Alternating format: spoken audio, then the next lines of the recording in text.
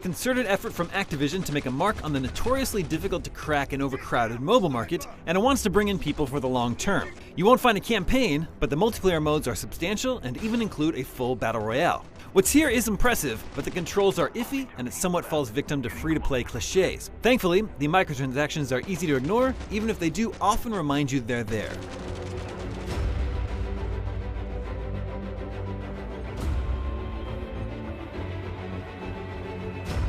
Using a touchscreen to control a shooter will never be on par with a controller, much less a keyboard and mouse. Aside from the inherent relative lack of speed and precision, you're also covering up part of the screen with your fingers. With that in mind, however, moving and firing a gun in Call of Duty Mobile is decent. Movement can be somewhat inconsistent with the virtual left analog stick, but aiming and firing feels generally okay. More detailed movement, like vaulting through a window, crouching behind cover, and tossing off a grenade are trickier, but standard shooting is satisfying.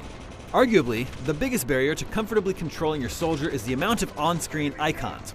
There are 20 buttons hovering around at all times in standard multiplayer and even more in Battle Royale. It makes the interface ugly, busy, and hard to get a handle on, but there isn't really a better way to do it when using a controller isn't an option. And bizarrely, it's not. Despite both Android and iOS now being capable of using standard Bluetooth controllers, neither version of Call of Duty Mobile officially offers support, which is just confusing.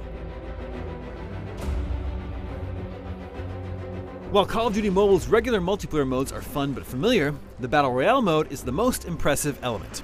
It's unlocked after you hit level 7 through standard multiplayer, which thankfully doesn't take too long to do. You can play in third or first person, each with their own matchmaking, and it generally runs well without slowdown or game-breaking bugs.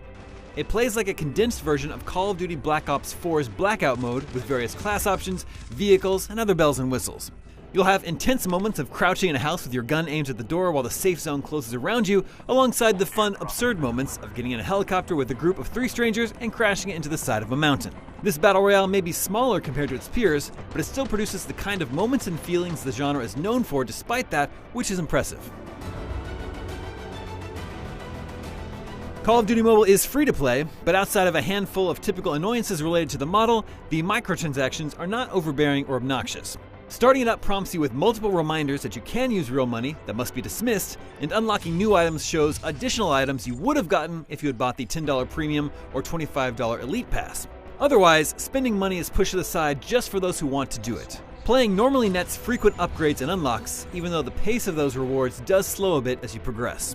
Playing earns you credits to buy specific weapons, and you can periodically elect to watch ads for small unlocks without spending a dime. Alternatively, you can purchase COD points with real money to exchange for various guns, upgrades, and cosmetic items, but that doesn't feel necessary. Upgrades unlock various new attachments for your guns that incrementally improve things like damage or accuracy, but most of it just comes down to personal preference, like which kind of sights you prefer. Because most of the attachments upgrade your guns in small ways, and matchmaking is effective at grouping you with similarly skilled players, it is unlikely you will encounter phenomenally overpowered players that have unfair advantages simply by spending money, which is very important. Call of Duty Mobile represents the best the Juggernaut franchise has ever been on a handheld platform. The leveling path is rewarding, even without spending money, and there are lots of modes to jump around between, including an impressive Battle Royale mode.